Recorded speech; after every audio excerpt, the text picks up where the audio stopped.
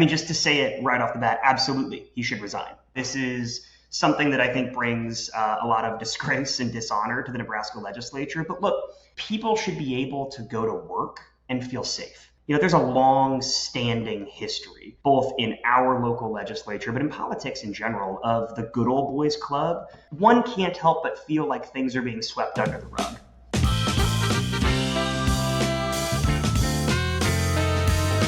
All good work is done in defiance of management. I'm going to tell you the truth, whether you like it or not. Go ahead, give me the finger. The Dan Parsons Show. Hey, welcome to the hottest political podcast in Nebraska, The Dan Parsons Show. And I'm your host, Dan Parsons. Hey, coming up on today's show, Nebraska State Senator George Dungan will join us. But before I introduce Senator Dungan, here's a story from the Kearney Hub that I just can't ignore that I wanted to share with you. What relates to a conversation I will have in a moment with Senator Dungan. Here's the headline from the Kearney Hub, a story by Mike Kuntz, who, by the way, I've known for like 3 decades. Mike's an excellent reporter. Here's the headline from the Kearney Hub. Nebraska lawmaker accused of groping woman gets standing ovation. Here's the lead. Embattled State Senator Dan McKeon of Amherst has every right to remain in office despite allegations he groped a woman during a party after the conclusion of the 2025 legislative session, said some Kearney Republicans. McKeon spoke during Monday night's monthly meeting of the Buffalo County Republicans. When McKeon's speech concluded, the room erupted in standing ovation. Quote, he said there were false allegations and that he had decided to get legal representation, said Barbara Fitzgerald, a Republican, who heard McKeon's speech. She estimated about 65 to 70 people attended the meeting. Quote, he said that he knew how Donald Trump felt with all the accusations, Fitzgerald said. Although the message GOP members were sending to McKeon, encouraging him to hang in there, some of his legislative colleagues were less enthused. Quote, it's a bad look for the legislature, State Senator Stan Klaus of Kearney said. Quote, many senators want this to play out, but others are suggesting he resign. Yeah, including Governor Jim Pillen has asked him to resign. The story goes on. Joe Mall of Kearney, the chair of the Buffalo County Republicans, declined to answer questions in an interview. But in a prepared statement, Mall echoed Fitzgerald's account of McKeon's appearance. Quote, my position is that Senator Dan McKeon has the same legal rights as all of us, Mall said. We are all innocent until proven guilty. Let the legal process play out. Yep, that's the system we live under. I couldn't agree more. Miles said that McKeon's situation reminds him of Charles Herbster's 2022 gubernatorial campaign. Herbster's bid failed after allegations that he groped a woman. Those allegations were never proven. Quote, this very well could be a setup, an attempt to get him, McKeon, out of office, quote, end quote. Mal said about his suspicion that someone may be out to get McKeon. Quote, he's getting torn apart in the court of public opinion, Mal said about online responses to the McKeon situation. Quote, the people at the Republican meeting applauded him for coming and speaking to the accusations. Attempts to reach McKeon for an interview were unsuccessful. All right. Well, I'll let you chew on that. And again, we'll fill in some details about this controversy with Senator McKeon with my guest. And here's that interview. Nebraska State Senator George Dungan. Enjoy. Well, it is my pleasure to welcome to the show Nebraska State Senator George Dungan. Senator, welcome to the Dan Parsons Show. Thank you. I'm very happy to be here. It's been a long time in the running of us trying to get this sorted out with our schedules. It has been. I remember way back when I had the radio show, I bugged you from time to time, and I'm happy to finally make it. I was just saying to you before we started recording. I mean, your viewership is, I think, really wide, and I'm happy to get a chance to talk to you, talk about the issues. My wife mentioned that you show up on her TikTok on a regular basis, so maybe when she's scrolling, she'll see part of our conversation here. So hi, Britta. She will indeed. She will indeed. Well, yeah, we're having a good reach, and so I'm very thankful. Well, a little background about Senator Dungan. Elected to the Nebraska Legislature in 2022, representing District 26 in Lincoln. Graduate of Lincoln Southwest High School, his undergraduate degree from the University of Kansas, and a law degree from Washington College of Law at American University in Washington, D.C. Prior to being elected to the legislature, Senator Dungan served as a Lancaster County Deputy Public Defender. Senator Dungan serves on the legislature's Banking Committee and the Revenue Committee. And you recently announced your campaign for re-election next year. Congratulations! Yes. Yeah, thank you. Yeah, it's been really exciting so far. It's been I've been looking forward to it for a while, but we've been out on the campaign trail now since the middle of summer, so it's been really exciting. Yeah. Well, and maybe to start with, remind our audience where District 26 is located here in Lincoln. Yeah, so District 26 is Northeast Lincoln. So to put it really simply, O Street is my southern cutoff, 84th Street is the eastern cutoff, and then it's kind of a triangle through there. So I've got the historic neighborhoods of University Place, Bethany, parts of the residential part of Havelock. But yeah, so it's mostly a residential and slightly commercial area up in Northeast Lincoln. Yeah. Absolutely. Well, let's deal with the headlines first. According to the Nebraska State Patrol, one of your colleagues, State Senator Dan McKeon of Amherst, was cited for misdemeanor public indecency stemming from an incident at the Sine Die party this spring. Patrol investigators cited him after investigating an allegation by a woman attending the event. The patrol investigation stated, quote, an adult female reported that Dan McKeon had made inappropriate contact with her buttocks with his hand over the top of her clothing. The allegation was forwarded to the Lancaster County Attorney's Office, and the senator sent a letter, according to Nebraska Examiner, to the victim, the alleged victim, back in the summer in July. And Senator McKeon said this in his letter to this person, quote, I'm deeply sorry for my actions at the end of session when we were visiting that offended you. I was saying it in a joking manner, and I know that alcohol had some influence, but that's no excuse. McKeon wrote in that in his letter. And Governor Pillen has called on the senator to resign his seat. So, Senator Dungan, I guess my question, well, in law school, you served in the domestic violence legal clinic, representing the interests of people escaping violence. Absolutely. Especially women and children. So just your thoughts on this incident and, should Senator McKeon resign? Well, yeah, I mean, first of all, it's so sad and wrong that we have to deal with this in the year 2025. I mean, just to say it right off the bat, absolutely, he should resign. This is something that I think brings a lot of disgrace and dishonor to the Nebraska legislature. But look, big picture, people should be able to go to work and feel safe, right? No matter who you are, you should be able to go to work, and you should be able to go to work-related events and not be concerned about your physical safety, your emotional health, things like that. And so the fact that this happened at a work event, the fact that it happened at all, is appalling. And I think absolutely Senator McKeon should resign. I think the fact that he's now seemingly dug in is really problematic. I'm not going to comment on the legal proceedings. I understand the necessity of our criminal justice system working the way it works, and I do think people deserve the presumption of innocence. Obviously, it's their constitutional right in a legal setting. But we have to, as a legislature, really, I think, take control of these situations. There's a long-standing history both in our local legislature, but in politics in general, of the good old boys club kind of ruling the day. And that's incredibly problematic.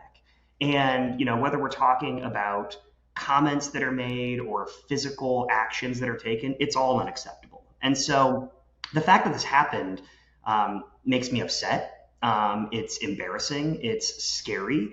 And when I talk to staffers at the Capitol, I mean, that's one thing that we talk about is, they should be able to come to work and not have to worry about these kind of interactions happening. But then when they do happen, or if they happen, they should be able to trust that the legislature is going to take care of them as well.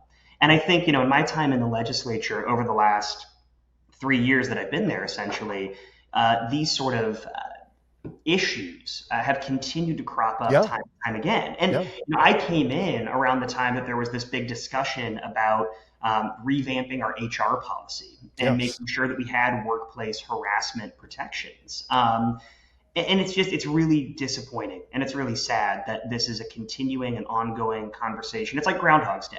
And I think that he needs to resign. I think that our legislature needs to take these things seriously. I think our exec board needs to, when these things come up, be more public about them. I mean, obviously, I understand there's certain confidentiality rules that exist, but at the same time, one can't help but feel like things are being swept under the rug. So what is that? Remind our audience, Senator, what is that process by the legislature to police their own?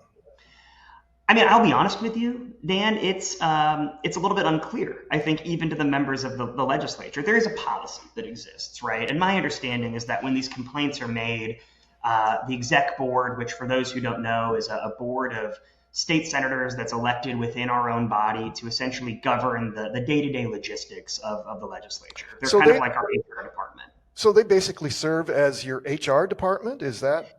Among other things, yeah, they it's sort of the administrative role of the legislature. Yeah. And so if somebody does make a complaint, my understanding is there's a small group of senators who gets assigned to investigate the issue. I don't know how those senators are picked. I don't know why certain senators are chosen, but those senators are picked, and then they look into the issue. And I think that's, from my conversations, at least anecdotally with other senators, a lot of this has happened kind of through word of mouth, or I'm not hearing much about it officially.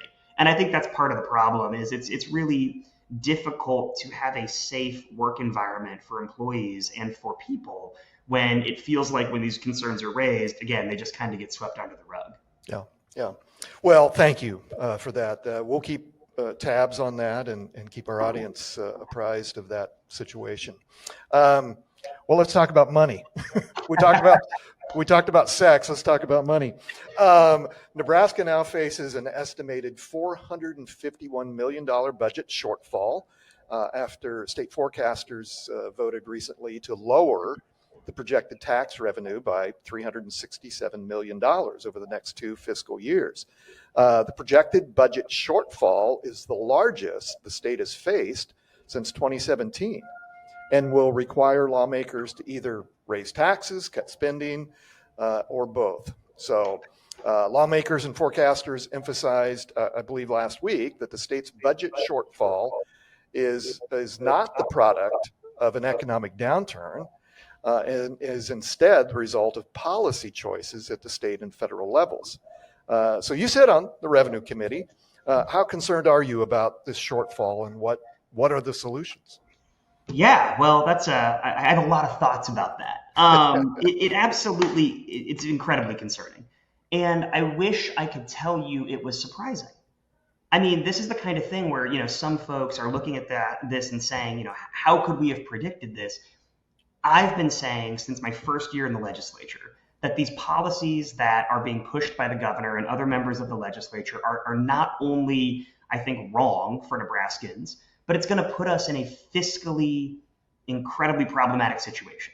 And I remember standing on the floor in my first year in the legislature and looking at the budget sheet and not even needing to dig too deep into it and seeing that in the out years in 28 and 29, what was being proposed was putting us into a structural deficit.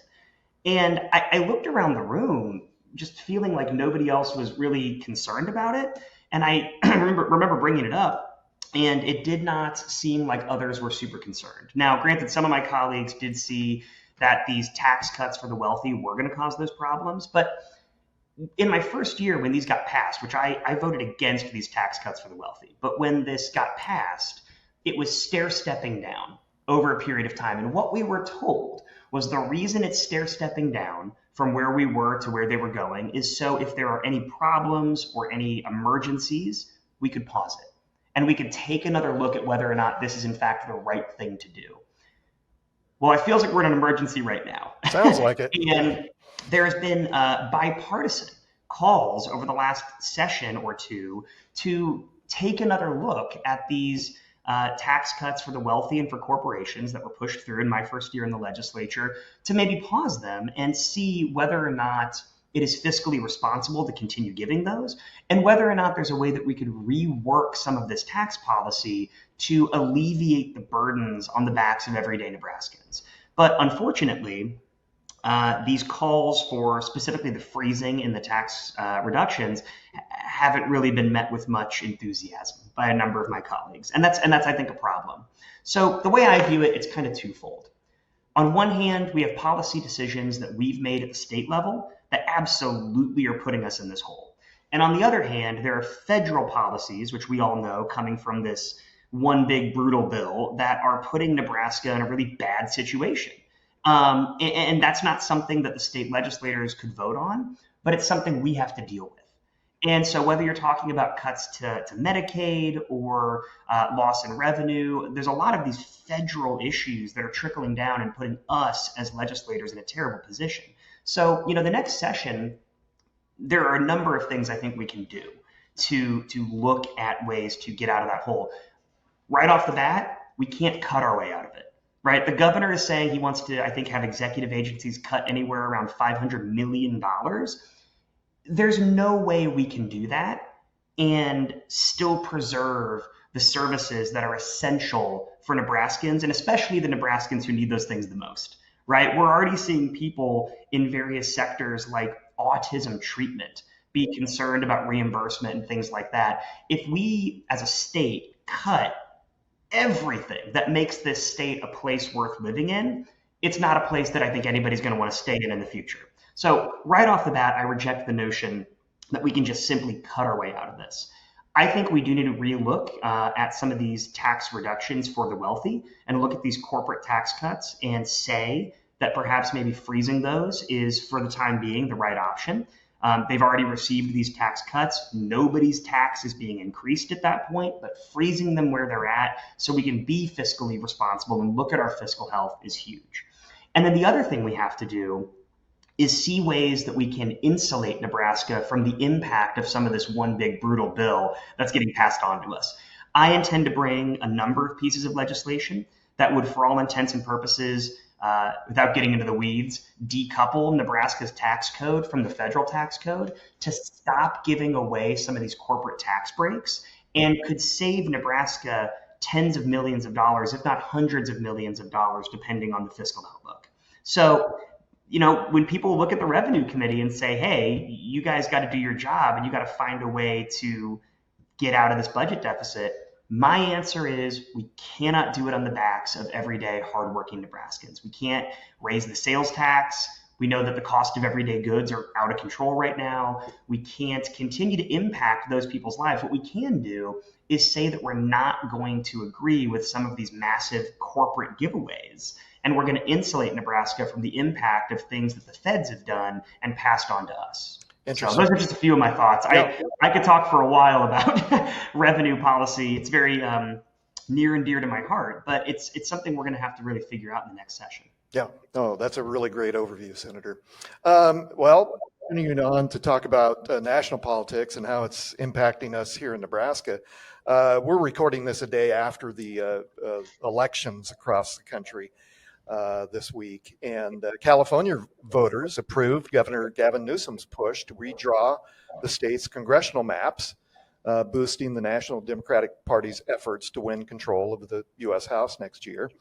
The measure will allow Democrats to replace congressional lines drawn by the state's independent commission with new ones that make 5 U.S. House seats more favorable for the Democrats in California. Of course, this arms race started when President Trump launched the arms race ahead of next year's midterm, seeking to prevent Democrats from winning for the last 2 years of his administration. The Democrats advanced their mid-decade redistricting push after Texas Republicans moved to redraw their own maps to shift 5 U.S. House seats to the right at Trump's request. Governor Newsom argued that the ballot measure, Prop 50, was necessary for Democrats to fight fire with fire. So I guess my question, Senator, there's been talk of Nebraska also getting into this arms race and redrawing congressional lines outside of the normal 10-year cycle. I haven't heard much about those talks recently, but so I thought I'd go to the source. What are you hearing from any of your colleagues about Nebraska getting into this redistricting fight? Yeah, I mean, I'll be honest with you. I'm not hearing anything about it, which I think is great. That is a good news, yeah. It's great. One of the things that I think makes Nebraska special, and when I talk with people who have been in the legislature or around the legislature for a long time, they echo this, is that we, as a unicameral, have for a very long time, I think, been insulated from a lot of the hyper-partisanship that we've seen in Washington and in other states across the country. And there's a number of reasons for that, institutional respect, the fact that I think the way our system is set up is inherently pushing back on some of those things. But Nebraska, at least I think, has prided itself on avoiding some of the rigmarole that we see in California or Texas or these other things by virtue of just saying that's not what we do here. And I think that playing politics and playing these political games with things as important as people's voice being heard when they vote is absurd. It's preposterous. And, for the Trump administration to start this entire dominoes, falling, I think it's really sad. And it's something that I think in Nebraska we should not be participating in. I understand people in California wanting to push back on some of the, again, what they see as partisan gerrymandering and gamesmanship. But here in Nebraska, that's not what we do. And I'm really proud of the fact that I've talked with a number of my colleagues, Democrats and Republicans, who I think agree with that sentiment, that there's a number of folks in the body who will say, no matter who they vote for president or what their political beliefs are, they don't want Nebraska to be a ball in some political game that's getting kicked back and forth. And, the fact that that's even a thing that we're talking about, I think is incredibly concerning. Yeah. And I certainly think that, we need to be aware of that partisan creep that we continue to see in Nebraska. And, from our executive branch, we're seeing a lot of the very similar sort of overreach that we're seeing at the federal level from Trump and other people like that. And so we need to be very cautious and I think focused on preventing that kind of partisan creep from getting into our legislature. Yeah. So my hope is we push back on that moving forward. Yeah. Very good. Well, so we've done the headlines. What are some of the issues that you will be talking about, both in your reelection bid and coming up in the new session come January? Well, how much time do we have on the podcast? No, I think, you hit the nail on the head earlier. And one of the things that I've been talking about a lot that I think resonates with people across the entire political spectrum is just the cost of everyday living and affordability. Everybody I talk to is talking about just things getting more expensive. Yeah. And, when I'm not running for office, I still have town halls on a regular basis. And I listen to people in the community. And my number one thing is not to talk about what I'm doing, but it's to say, what are the issues that matter to you the most?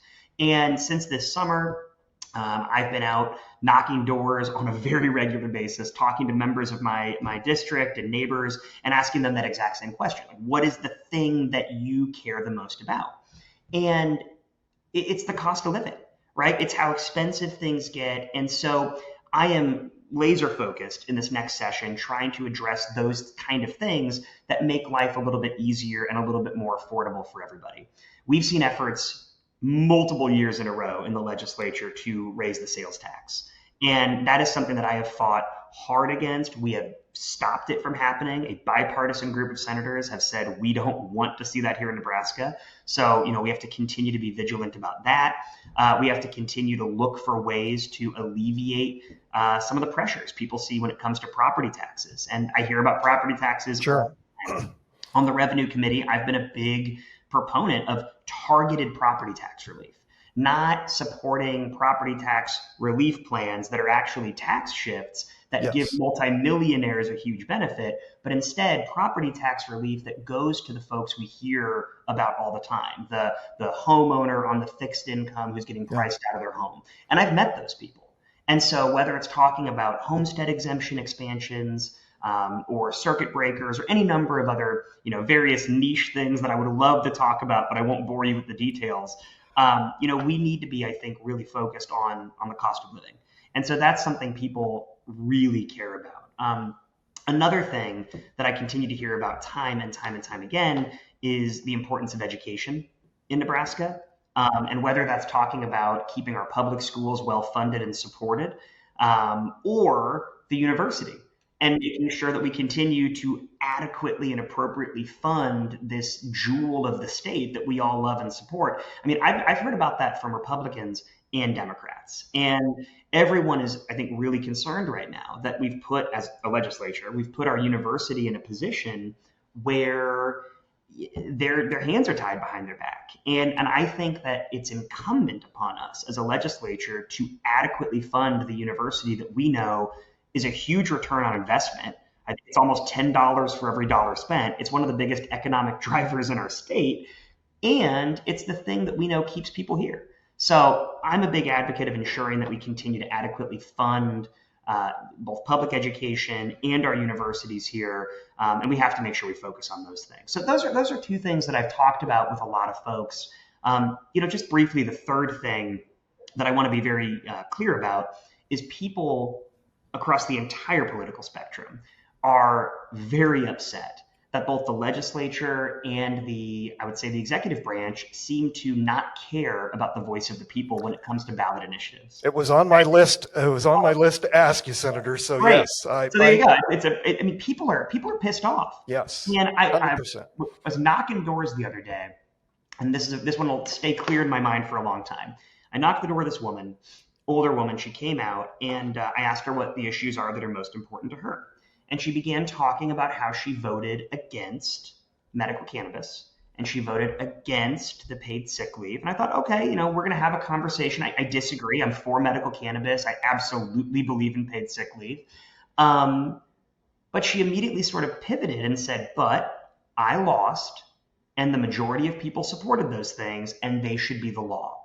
And then she spent the next 5 minutes talking about how angry she was that both the executive branch and the legislative branch are seemingly ignoring the will of the people on these ballot initiatives. And I laughed and I said, I couldn't agree with you more, man. Regardless of how you voted on those things, they should be the law. They are the law of the land. And our legislature continues to push back on that. And I think that's problematic. I think people are seeing legitimate life impacts from those things. I mean, medical cannabis is essentially unavailable, which is preposterous. The paid sick leave was essentially gutted from its original intention. And then we've seen continued efforts on the minimum wage to walk it back. And so I am very concerned over the next session and then in my next 4 years in the legislature that there are going to be efforts or attempts to further silence the voice of the people. And so I think we need to be very diligent in protecting those ballot initiatives, the right to have them, the ability to collect those signatures. And then once those ballot initiatives are passed, we need to make it very clear that that is the voice of the people, and the legislature can't just walk those things back. Well, I've told people I'm currently not representing any political candidates. My day job is the public relations gig, and I have for most of my career represented candidates, one shape of the statewide and local. I'm not doing that. Part of that reason is because I'm a journalist now, and I'm trying to stay out of some of those fights.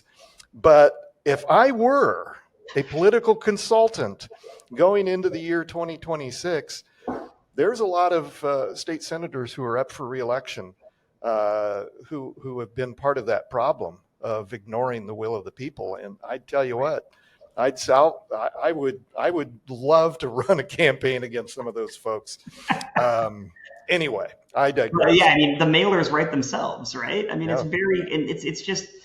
it's flabbergasting to me that there's 49 of us down there in the legislature, some of whom think they know better than however many hundreds of thousands of Nebraskans, and that is, it's just so offensive to me. The people spoke, and I've sat in these rooms with people. We've hosted town halls here in Lincoln, in particular, surrounding the medical cannabis issue. And you sit in these rooms and you listen to these folks come in and they explain to you why this is so important to them. And it's not a partisan issue. It doesn't matter if you're a Democrat or a Republican or nonpartisan. But when these folks come in and say, I served my country, I'm a military vet, and I suffer from PTSD, or I have chronic pain issues, and I don't want to be on opioids. I want to utilize this confirmed safe method of pain control. It's mind-blowing to me that somebody could push back on that. So I get very frustrated about it, and I think you're right that a number of people in the legislature should be concerned that their votes have very clearly put on the record how they feel about the public's opinion. Yeah. Well, Senator, anything else that we've left untalked about here today? And we won't make this one and done. This is a long election season ahead of us, and we certainly are welcome back anytime on this show, Senator. But last thoughts before I get you out of here. Yeah, I mean, I really appreciate what you're doing here. I think it's really great to have these long form conversations. I think more people need to listen to conversations and not sound bites. So I really appreciate that. The last thing I'll say is we had an election yesterday, not in Nebraska, but across the country. And the one thing that I've taken away from that and sort of my, next morning analysis of stuff is that, people are ready for something different. Yep. And again, it's not a partisan issue. It's people caring about things like affordability and the cost of everyday living and the cost of healthcare. I mean, it's these basic things that I think so many politicians sometimes get away from. And so, when we're talking with each other, when you're talking with your neighbors or your elected officials, being able to focus on those things that really make life better and being able to say, these are the issues that I want to focus on is huge. So I encourage everybody watching to reach out to your legislators, reach out to your national delegation. Yeah. Sometimes it feels like your voice doesn't matter, but I promise you it does. Yeah. And we've seen in all of these elections, locally and federally, that people speaking out and saying how they actually feel can change the entire course of an election. So get involved, reach out to people. That's kind of my last plug for just making sure people stay involved and carry this excitement and momentum that we're seeing right now. And how can our audience find you, Senator, and interact with you? Yeah, so calling me about various things that have to do with my job as a state legislator, please feel free to reach out to me at the Capitol. You can call my office at the Capitol, set up a meeting to talk about issues, talk about things that are affecting you. To find out more about my campaign for re-election, you can go to georgefornebraska.com, all one word, or you can email me at george@georgefornebraska.com. That goes right to my phone. Happy to take emails or calls from anybody and chat more about the issues that affect you. And you are responsive. I can attest to that. I do my best. Yeah. Well, Senator, thanks for your leadership. Thanks for your time today, and best of luck in your reelection bid. Appreciate Thank you so much. Appreciate you having me. Hey, thanks, Senator Dungan, for joining me today. It was my pleasure to have you on the show. I appreciate your leadership, and I wish you the best of luck in your reelection and the upcoming legislative session. And hey, don't forget to show us some love and hit the subscribe button on YouTube.